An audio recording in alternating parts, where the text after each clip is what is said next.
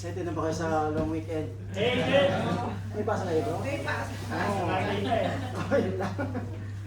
So, before we start po, let us go to the Lord in prayer.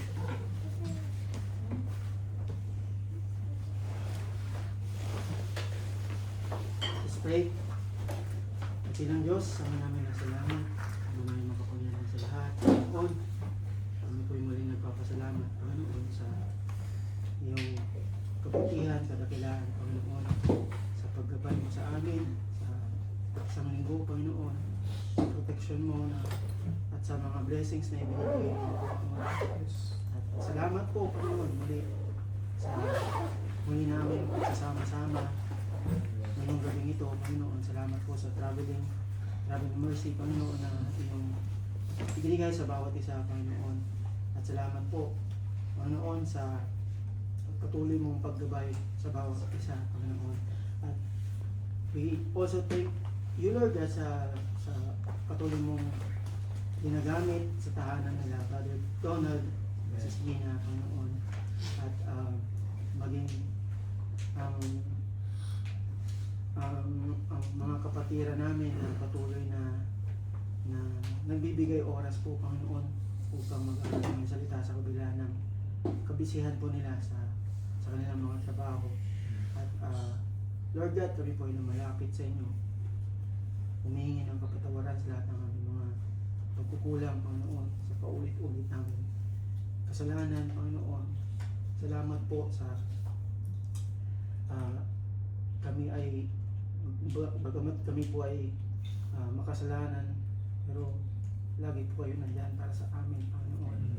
At hindi po namin hindi po kami deserve, Panginoon, sa salvation, pero ganun nyo kami kamahal, Panginoon. Kaya po kami nagpapasalamat, Panginoon, kung kaya narito po kami, Panginoon, upang ikaw ay purihin, sambahin, Panginoon, at mag-aral ng iyong salita, Panginoon, sa pamamagitan po ng iyong likod. At dinadalangin po namin ang mga preacher na iyong gagamitin, Panginoon, na kami iyong gabayan. Paalala mo sa amin ang iyong tinuro, at naway tago mo lamang po kami sa iyong likuran, Panginoon, at hindi po ang aming opinyon ang aming naisambit. At we pray, Lord God, na kami po ay maging daluyan po ng iyong pagpapala, Panginoon, through your word, Panginoon. And naway ang aming mga pag-aaralan sa gabing ito ay naway magamit namin po ito sa aming buhay Kristiyano, Panginoon. We also pray, Lord God, sa aming pastor na ngayon pauwi ng Pilipinas kasama ng kanyang pamilya, Tito Del, Tito Josiah, Isandel. May you guide them, Panginoon. Protektahin niyo po yung eroplanong sasakyan nila. Bigyan mo ng karunungan, wisdom, katalinuhan ang pilotong magdadrive po sa magdadrive po sa eroplano na sinasakyan nila, Panginoon, at naway makarating sila ng ligtas, Panginoon. At lahat ng kanilang mga mission, mga pupuntahan, mga personal man yan o mission, Panginoon, naway ikaw ang patuloy na maggabay sa kanila, at maging smooth nawa ang lahat ng mga kanilang gagawin, Panginoon. Lalo na po sa preparasyon na pagpunta ni Andel sa US, Panginoon. And we pray, Lord God, na i-bless mo ang aming pag-aaral sa gabing ito, at naway mangusap kayo sa amin, at naway ang Holy Spirit po ay mangusap po, gamitin po kami, Panginoon, at gamitin po ako bilang iyong daluyan ng salita, Panginoon. Ito po ang aming samot panalangin sa pangalan ni Jesus. Amen. Amen. So, salamat po sa paghihintay.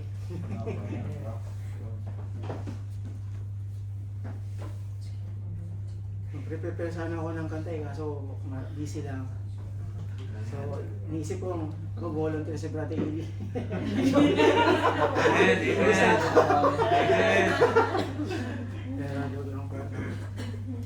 So, the title of our lesson for tonight po is all about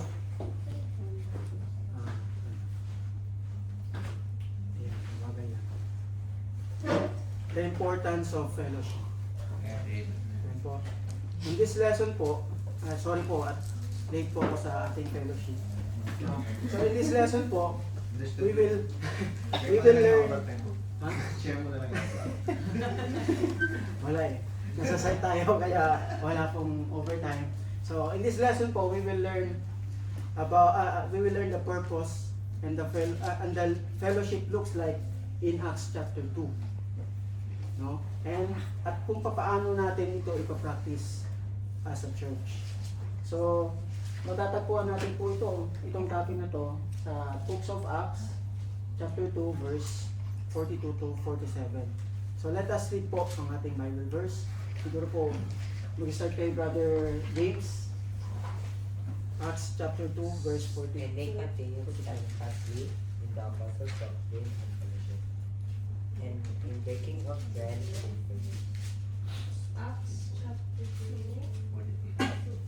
2, verse 43.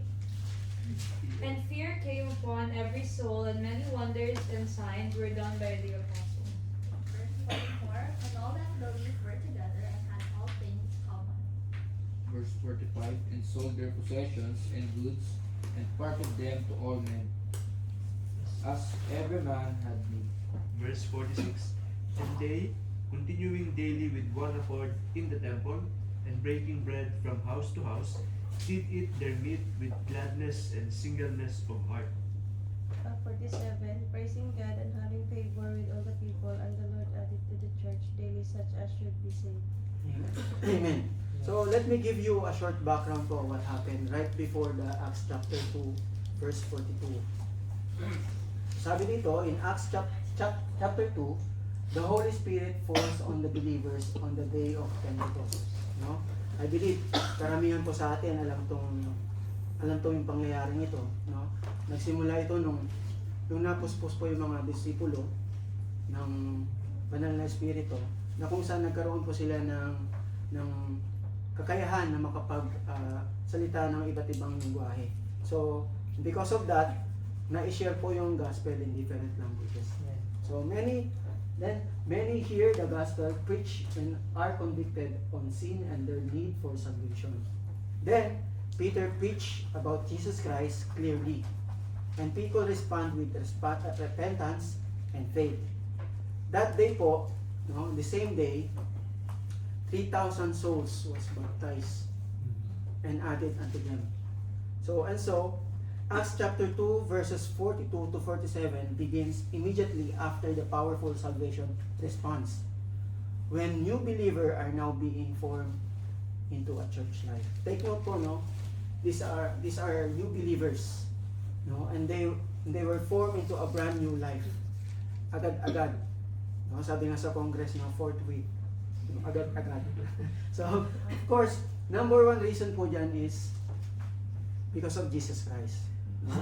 And the following reason po is because of the fellowship that they have experienced. So,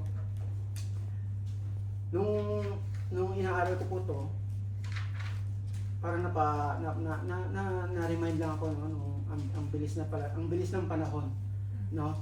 Kailan lang nung nag-start tayo as a group, di po ba? Nag-start tayo ng mag-BS way back 2022, 2023. 2? Ayun. So, mula po nung nabuo ito, no? Mula po yung iba 3 years pa lang, no? 23. Parang 3 years ago. So, nag-start ang HBS natin. Medyo onti pa lang tayo. No, maliliit pa yung mga bata. Nagsilipatan na rin ang mga bahay. Ano? Pero bakit hanggang ngayon, no? Matatag talaga. 20 years na sila. Pero bakit hanggang ngayon po, no? Hanggang ngayon, buo pa rin tayo. Or, bakit hanggang ngayon tumitibay pa rin yung samahan natin? No? Hindi nga tayo pumunti, dumadami pa. No? That is because of our fellowship. No? Dahil we are united, dahil tayo ay nagkakaisa. So, but what is it that unite us believers? The answer is very simple.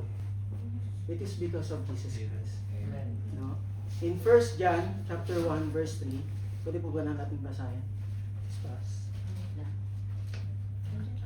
Dito. That which we have seen and heard declare we unto you, that ye also may have fellowship with us, and truly our fellowship is with the Father and with His Son Jesus Christ. Amen. Sana po. So, di ko po alam kung mag-agree po kayo, no? Pero itong fellowship natin na ito, hindi po ito titibay kung wala tayong connection sa Panginoon Jesus. Tama po ba?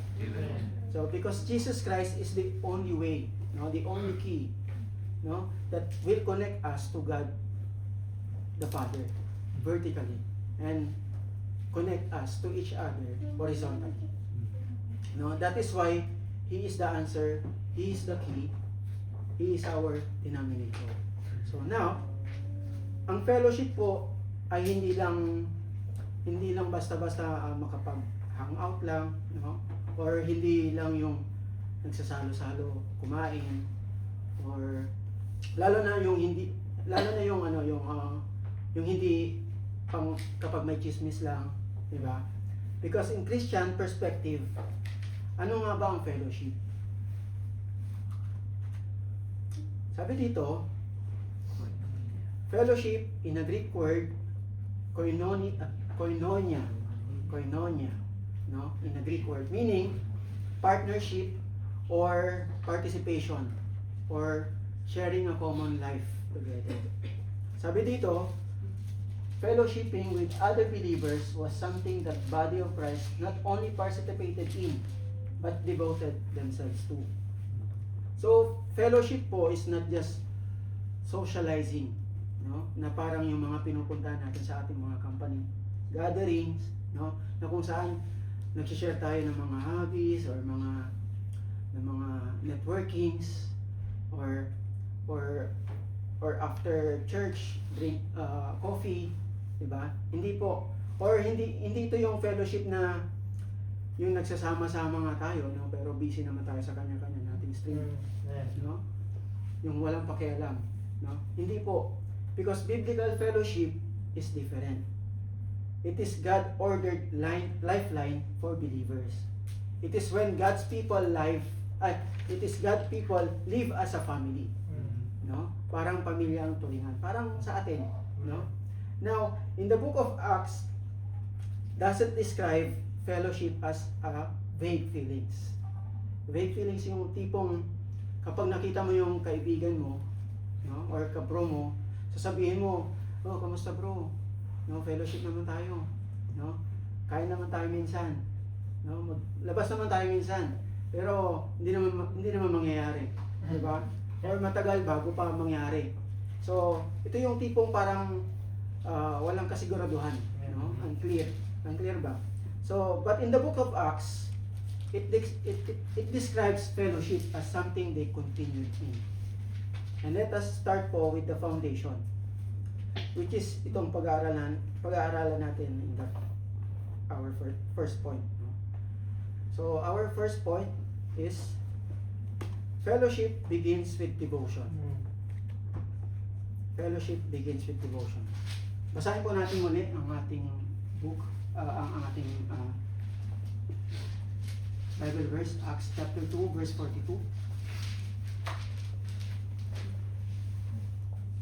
And they continued steadfastly in the apostles' doctrine and fellowship and in breaking of bread and in prayers. Thank you po. Sabi dito sa verse 42, and they continued steadfastly. Sino po ba ang tinutukoy nila dito? Amen. The 3,000 souls, yung new believers na baptized.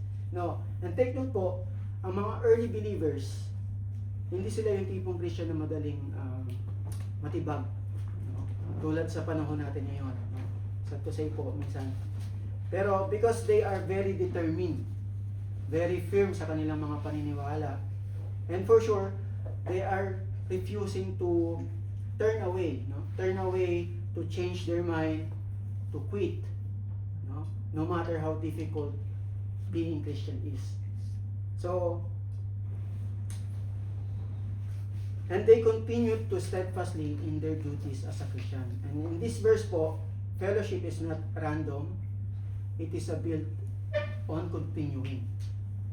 Continuing in, number 1, to listen and attending apostles' doctrine. Yan.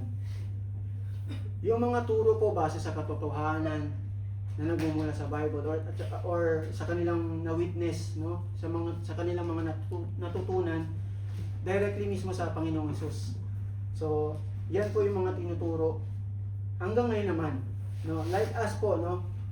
We always attending in worship service, discipleship, Bible study, Wednesdays worship service, just to hear the preaching of the Lord, no? And regardless kung sino yung nag-preach. Amen po ba? Amen. Di ba nga po kapag halimbawa hindi available, halimbawa hindi naging available yung mga nasa transportation ministry or yung mga magsusundo, di ba ang gagawin ng iba, nagtataksi pa, di ba? Para lang makarinig po ng salita ng Panginoon, no matter how expenses is, di ba? Kaya nga minsan, di ba, kapag hindi tayo nakakapagdalo sa worship, parang kulang ba? Parang feeling mo parang sinayang mo yung oras mo sa iba. Pagkatapos, halimbawa may inattendan ka, at the end of the night, parang ang feeling mo parang nasayang yung oras ko sa sana pinunta ko na lang sa Bible study. Amen. So, ganyan. So, what else po? Number 2, they continue to fellowship with each other. People and shared life. Sharing opinions, interests, sharing some good news, sharing some happiness, sharing kung ano man meron tayo. No? Which I believe nararanasan natin sa ating church, especially sa ating group. So, next po is they continuous breaking of bread. This is not only observing the Lord's Supper, no? It also carries the idea of having meal together or sharing with gladness. Dito po for sure, no? Kumbaga parang special, natin dito, kumbaga specialty natin to, no? So at lastly po, they continued steadfastly in prayers. This was one effect of the influence of Holy Spirit and an evidence of their change. A genuine revival will be always followed by a love of prayer. So these 4 things listed po, no? Teachings, fellowships, breaking of bread, and prayer are to be important part of every believer's life. And I will give you illustration po, no? Isipin natin yung fellowship as a 4-legged stool, no? Yung apat na paa ng upuan. Yung 4 na paa, halimbawa ito doctrine, fellowship, breaking bread, and prayer. Now kapag nawala ang isa, anong mangyayari? Di ba, maging unsteady? Di ba po ba, magkakaroon ng lack of balance. Magsishake yung community. Worst scenario, malaki ang chance na matibag yung samahan, no? Mawasak ang community. So, and praise God po, di ba, magti 3 years na tayo as a group dito sa DERA Bible Study Group. Because I believe we have this 4-leg stool. Amen po ba? Amen. Now, as an application po, as a direct question, no? Do you continue or do you drift? Number 2, do you value doctrine and community together? And number 3, when was the last time you prayed with someone on purpose? Again, these are those questions na tayo lang po ang makakasagot dahil mas kilala po natin yung sarili natin. And these are the fellowship foundation. Now, in Acts chapter 2, this will also shows us the fellowship purpose and practice. This will lead us in our second point.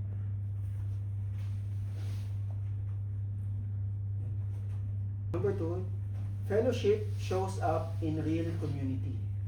Basahin po natin muli ang Acts chapter 2 verse 42 to 44 Acts chapter 2, 43. to 44. And fear came upon every soul, and many wonders and signs were done by the apostles. 44. And all that believed were together and had all things common. So here po, we can notice 3 things. Number 1 is, fear came upon every soul. Fear came upon every soul. So please note po, that the word every soul, meaning every person or individual. You know? It is not only referring to those who became Christian, but also upon multitudes who witnessed the power of God through the apostles. So, fear came upon every person. Not in a sense po na natatakot sila na baka patayin sila, hindi po. No? Natatakot sila at naging seryoso sila at nagkaroon sila ng very deep respect, no, sa Panginoon. Bakit? Because of the wonders and the sign na nagawa ng mga apostles sa tulong ng Banal na Espiritu. So ano-ano yung mga ginawa nila? Nagpagaling sila ng mga sakit, no? They casting out devils, yung mga lumpo nagsipaglakad, at yun nga, nakapagsalita sila ng iba't ibang lengguwahe na kung saan naintindihan ng lahat, no, which is this is the promise of Jesus Christ to them, no, na balang araw na magagawa nila ito, which were necessary for the confirmation of the gospel, and that is the apostles' mission to preach. So what else po? Number 2, all that believe were together. It is not a Lone Ranger Christianity, who is someone attempts to follow Jesus in isolation, no? But they are the believers were united in the same community or engaged in the same thing. So, in number 3 po, had all things in common. So they become, yung mga new believers, they become generous to each other. So tinuturing nila na ang bawat isa ay kapamilya. Yung tipong kung ano ang kailangan mo, yun din ang kailangan nila. Kung ano yung gamit mo, yun din ang gamit nila. Kumbaga, malaya nilang gamitin ito dahil kapamilya ang turingan nila. So, early believers had needs. Same had more resources, other had less. Pero ang fellowship nila, ang naging dahilan, ang naging daan upang maipadama nila yung pagmamahal sa pamamagitan po ng pagtulong. So, sabi rito, all believers got united, sharing those possessions or their worldly goods and whatever they had. His brothers and sisters was welcome to use it. Tulad sa ating community po, no? Sa ating group. Yung bike ni Brother Dennis, kung hiramin nyo, ipapahiram niya yun. Diba? Kidding aside po, no? Patuloy lang mo po na... Hindi po, totoo. Ay, oo, totoo. Diba? Kahit yung bike na. Oo. So, patunay lamang po na sa ating pinag-aaralan sa Acts chapter 2, that the fellowship here shows the real community. No? Now, fellowship is not only about giving when someone has need. It is also about fellowship creates inside the church. So, this will lead us in our third point.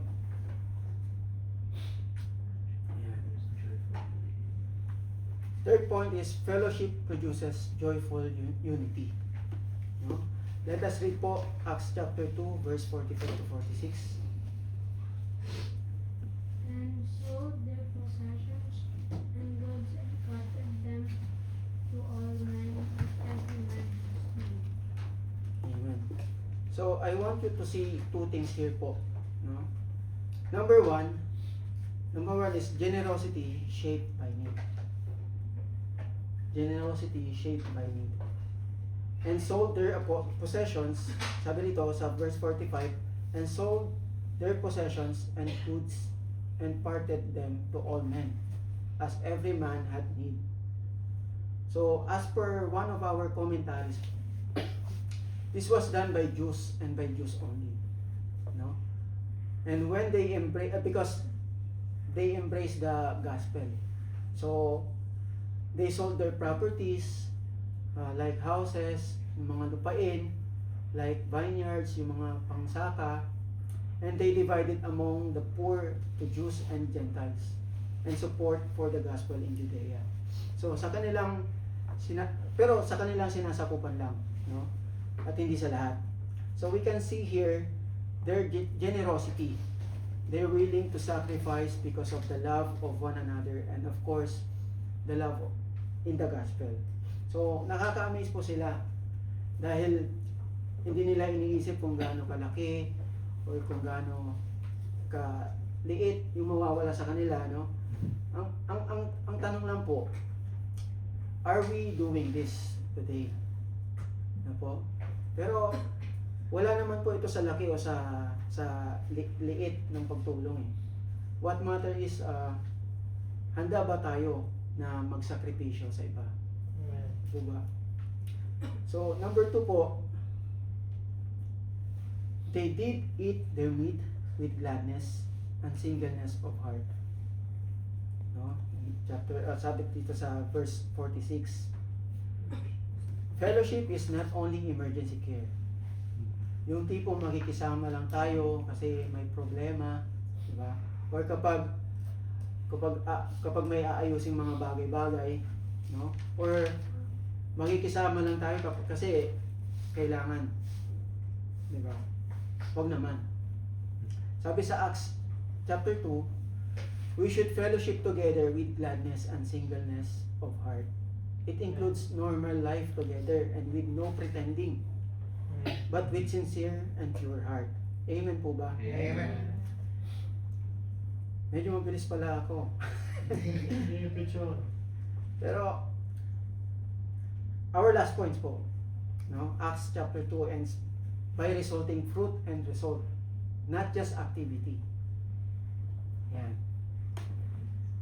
Number 4 po, fellowship brings praise, favor, and God's growth. Basahin po natin yung Acts chapter 2 verse 47. Praising God and having favor with all the people, and the Lord added to the church daily such as should be saved.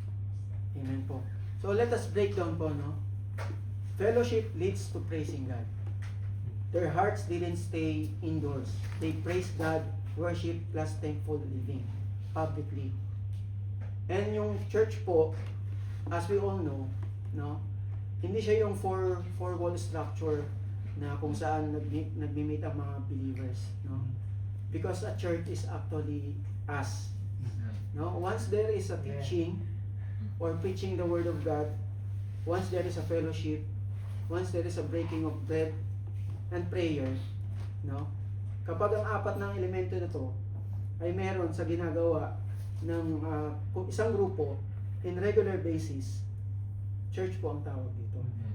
So, ang tunay na fellowship po ay hindi kayang itago sa apat na sulok ng simbahan, ng bahay-sambahan, or kahit sa anong room, no? Kapag nagsama-sama po ang mga believer, di ba, nakakaramdam tayo ng saya? Di ba po ba? Ganyan po ganyan po yung mga unang believer sa Acts chapter 2. Hindi sila hindi sila nananatili sa isang silid lang, no? But in publicly. So sobrang sa sobrang saya nila at katapatan sa pagpuri sa Panginoon. At ang maganda dito, kapag ang Kristiyano ay tapat at masaya nagpupuri sa Diyos, hindi po yan maitatago. No?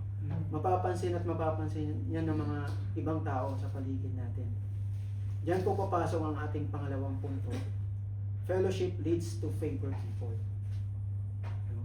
Favor means they were respected, welcome, and noticed because their love was visible. In Acts chapter 2, nakuha po ng mga early believers yung respeto at paghanga ng ibang tao. Dahil nakikita sa kanila yung pagmamahalan sa isa't isa. So, yung tipong kahit hindi nila naiintindihan ng unbeliever yung kanilang doctrine, ng ating doctrine. Pero dahil sa masayang fellowship, parang namamagnet sila. No? Pero, kung ang fellowship naman natin ang nagiging dahilan kung para tayo ay iwasan nila, for sure, merong problema sa ating fellowship. No? So, tulad po ng ang totoong church po ay parang may halong tulad natin sa amoy ng bagong lutong pandesal. So, di ba po ba? Kapag naamoy mo, di ba, parang napapalapit ka na, no? So, kapag ang church po ay nagpupuri sa Diyos in regular basis, at dahil dito, naaakit ang ibang tao sa bango sa ating samahan, no? Parang yung pandesal, no, na kinakain natin every Sunday. So, merong magandang nangyayari, no? Kapag nakikita nilang maganda yung samahan ng isang grupo. At hindi na kailangan na, kumbaga meron nangyayari at hindi natin kailangang mamilit ng ibang tao kasi ang Diyos naman mismo ang kikilos, no? Hindi po tayo. Because fellowship will lead us, other unbeliever, to God. Sabi dito, the church responsibility is faithfulness and God's is saving. Now in Acts chapter 2 po, pinapakita po dito ang pagiging yung mga earlier believer po, pinapakita po dito yung pagiging magandang modelo nila, no? As a Christian, sa aspect ng Christian life. So, isa na diyan po yung how to fellowship. Ngayon po,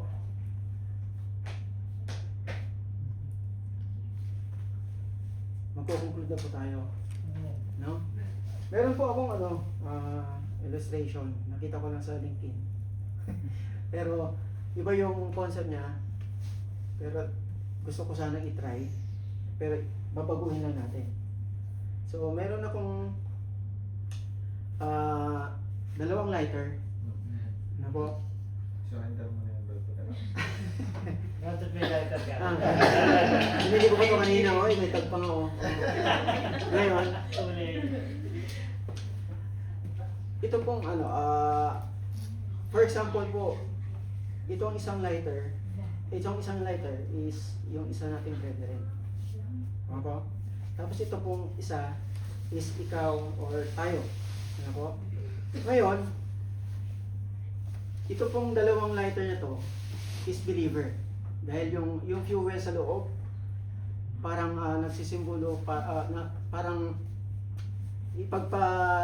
let's say si Jesus Christ, no? Yung fuel sa loob.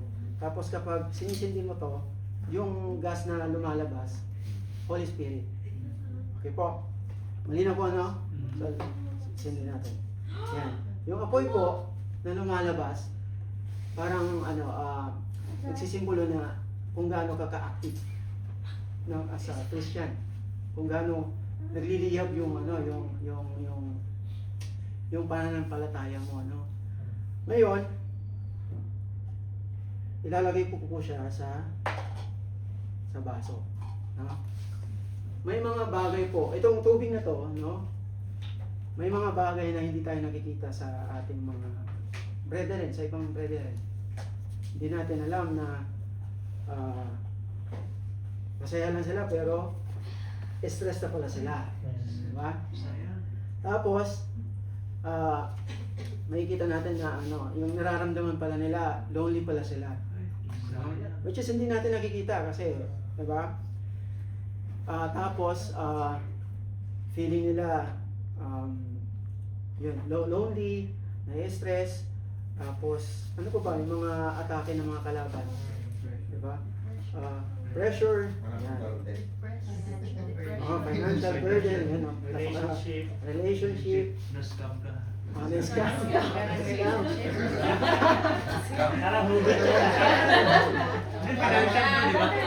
Financial daw, di ba? Masyado ka umaamin. Yan. So, like tao na rito, kung save ba talaga ako, yung apoy, yung pagiging active niya, nawala. Yung bring it on, nawala. No? Yung bring it on, nawala. Ngayon, although lumalaban siya kasi nandun, kapag inaano mo, nandun yung Holy Spirit eh. Di ba ba? Ngayon, tingnan niyo po ang gagawin ko. Ay. Tubig ba masagi, bro? Marami ka parang nakasave. Baka hindi naman bukas. Baka mawala yung Holy Spirit. Ngayon po, so, syempre, kumbaga, although, ang parang, let's say, paano ba? Hindi nagpa-power up. Hindi na po power up. Kumbaga, may term eh. Nawala na lang. Nawala na lang yung spirit. The mind is willing. Fresh is, the spirit is willing. The flesh is weak. Yun, amen. Parang ganun po to. Ngayon, tingnan niyo mo ang gagawin ko. Ito, nag-aalap ka. Paano pataas? Sana gumana, no?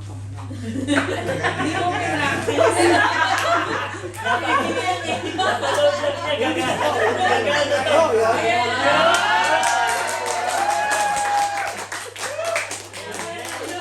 Ayan. Hindi ka na ma-scam ah. Mga scam. Ayan. Minsan po, ilagay po natin yung sitwasyon natin sa isang preso. Minsan, di ba, kailangan natin ng topic. Amen. Di ba? Kailangan natin ng makakausap, di ba? Or kailangan natin ng magre-remind sa atin na ba't ako teka lang. May tubig. Okay naman ako eh. Okay po ako. Minsan po, kailangan natin ng kapwa nating believer na magre-remind sa atin na, uy bro, no? Hindi ka nag-iisa, meron kasama natin ng Panginoon. No po? Kasi hindi natin alam na yung pagtapik mong yun, di ba? Nag-spark ulit yung pagiging active ng isang brethren, no? Nanunumbalik yung pagiging active niya. Kasi yun po yung importance ng fellowship. Naman po ba? Kasi nagpapasalamat nga po. Diba? Kumbaga, meron tayong fellowship. Every Friday, every Saturday. Diba? Every Sunday. Saturday pala, playground pala yan. Iba pala yun. Iba pala yun. So, yun po, ito pong pinag-aaralan po natin, fellowship is very important. Lalo po sa atin, para tayo maging matatag. Para po tayo maging matatag. Kasi kailangan talaga natin ng, kahit maliit lang yan, malaking bagay po yun sa brethren na talagang lubog na. So, parang, ang ganda pong, kumbaga, napakagandang reminder po to sa atin. Ano po? So, as I conclude po, ito na talaga, our fellowship with others begins with our fellowship with God. This unity in Christ is what brings people together, regardless of race, age, background, or social status. We are called to live in humility and love with one another, putting our personal desires and ideas aside and looking to our Father, in order to selflessly serve our fellow brothers and sisters in Christ. So, yan lang po. Magandang gabi po sa akin. Sana, maaaring nakalimutan niyo po yung ibang mga sinabi ko, pero yung illustration na to talagang ito yung pinaka-highlights eh. No, it's like, bring it on again. No, bring it on. Bring it on. Fight to the finish. Ah. Movie. Baka meron kayong Bring it on. karagdagan Fight po. to the finish. So, sige po, may request Brother Robert to lead us in closing. Ay kung natin manalangin ang maraming Diyos na dakila sa nangyari sa lahat. Maraming kong salamat sa muli. Pagkakataon ko na kami sa Panginoon ay muli inyong pinagsama-sama sa Brethren Panginoon, fellowship po ng nanay Panginoon at pag-aaral ng Panginoon ng inyong salita. Maraming kong salamat sa inyong mga paalaala sa amin, Panginoon, sa inyong mga salita na ginagamit, Panginoon, mula sa inyong mga mensahero, Panginoon, ginagamit sa bawat CS point, Panginoon. Kaya Panginoon, ang patuloy na mamuna at magbigay, Panginoon, sa bawat isa.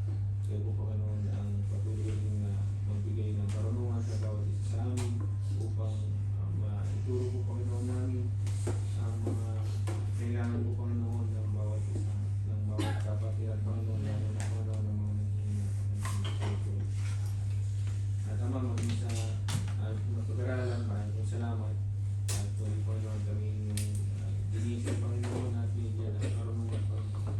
Kaya po, Panginoon, ang patuloy na magbigay sa amin ng pusong mapagpakumbaba, Panginoon, at maging bukas, Panginoon, upang ma-reach out din, Panginoon, namin ang ating mga kapatiran ng kaya po, patuloy na mag-lead sa amin.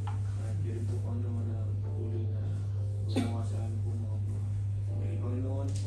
Dinadalayan po rin namin at salamatin, Panginoon, ang bawat Bible study po, Panginoon, sa iba't ibang lugar, sa Sarja, sa Kasalkan, Panginoon, sa Alnada. Kaya po, Panginoon, patuloy na mag-lead, Panginoon, sa bawat preacher. At yun po, Panginoon, patuloy na mamuna sa bawat leader na inyong po dinalaga na patuloy na po lumago, Panginoon, ang bawat gawain. Upang maging hamon din, Panginoon, sa bawat kapatiran ng patuloy na tumibay sa kanilang pananampalataya. Tama sa gabing ito, kami po'y lubos na nagpapasalamat din sa pag-iingat niyo po sa amin at tuloy, Panginoon, kahit mga gawain kayo po patuloy na mag-ingat pa po sa amin. Muli, Panginoon, sa tahanan ito, kami po'y lubos na nagpapasalamat sa pamilya po, Panginoon, ni Kuya Donald at Sina, sa Panginoon naman yung mga anak at sa mga nakatira po sa tahanan ito, Panginoon, patuloy na napala sa kanila at patuloy na po sila gabayan, Panginoon, bigyan po sila ng patuloy na pag-iingat, Panginoon. Ama, dinadalayan po namin, Panginoon, ang pinag-prepare po, Panginoon, ang pagkain ng gabi, pagkatulong ng bawat isa.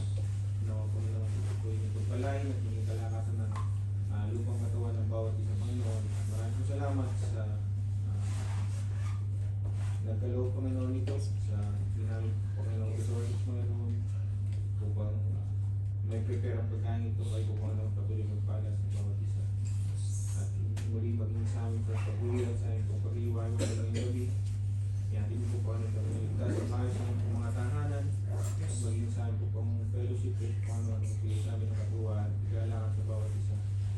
At ay pong muling pagkita sa Sunday kayo po, Panginoon, patuloy na magpala sa bawat isa. At Panginoon, kayo patuloy na mag-ingat. Ito pong aming sa magdalangin, patuloy pasasalamat sa inyong kabilang pangalan, Ama. Gusto pangalan ng buktungan at si Jesus, kagpagtas. Amen.